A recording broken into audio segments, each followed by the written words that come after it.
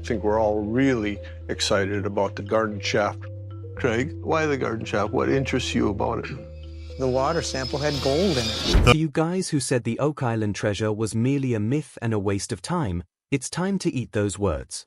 Because now, thanks to over 200 years of searching and in-depth exploration, History Channel has finally confirmed something every adventurer and treasure hunter has been dying to hear. And while you might not have followed others to the small island off the coast of Nova Scotia, you have been captivated by its tales of hidden riches and ancient curses. So join us as we flesh out what the History Channel discovered at this Oak Island treasure and what it means for veteran and new treasure hunters. This discovery is not just about golden knives and cups or beautiful jewels inlaid with precious stones, but it also gives us a better understanding of the history of what has been a hot ground of exploration. That said, we'll start this mind-blowing story by applauding the History Channel's continued resolve. They have had their finger in the Oak Island treasure jar for quite some time despite having little to show for their huge effort. They launched the multi-season reality television series called The Curse of Oak Island on January 6, 2014. The show was anchored by brothers Marty and Rick Lagina with their dedicated team.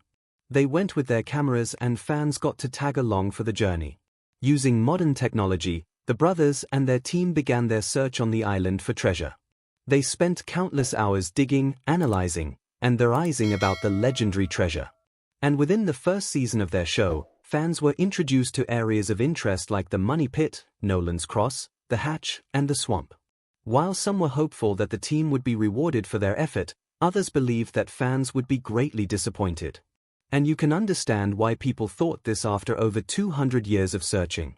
As the seasons progressed, the show dug up various coins and artifacts, including a Spanish copper coin believed to be dated to the 1700s.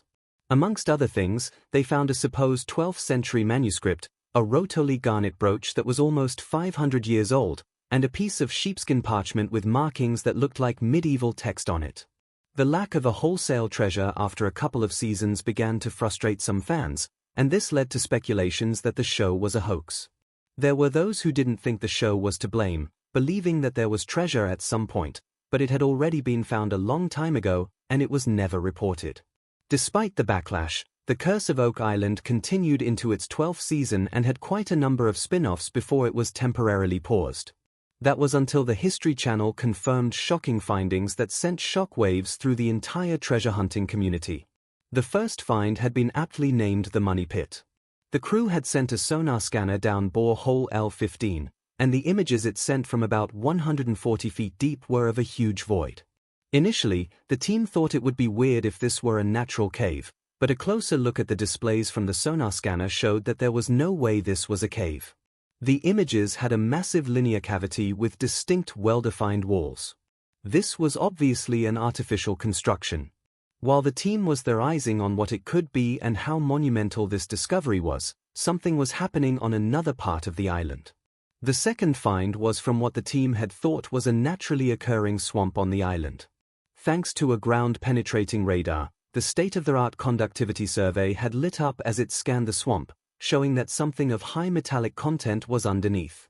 This huge buried structure looked exactly like a man-made dam system.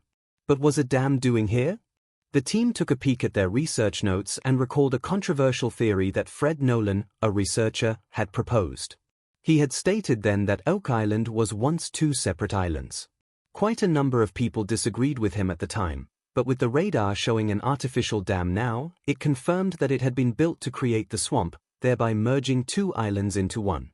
But the question was why? Why go through all that trouble? The answer is simple. When has man ever gone through any trouble, if not to protect or hide something of value? The swamp wasn't natural. It was serving as a veil, and it had done its job exceptionally well for at least over 200 years. The team wondered if this swamp was just located in a random place, but they soon found out it wasn't. It was the exact location of where the Jack Adams box was supposed to be. And anyone familiar with pirate stories would tell you that the Jack Adams box was said to contain artifacts you simply can't put a price on. At this point, the team knew they needed more minds on deck. So, they called in Zena Halpen, a researcher who had access to two very ancient maps that showed Oak Island before modern history. One map was dated 1179 and had a mysterious stat labeled Rodong that some researchers have theorized was connected to Henry Sinclair, who was heavily linked to the Knights Templar. The second map was French from 1347 and contained instructions of some kind.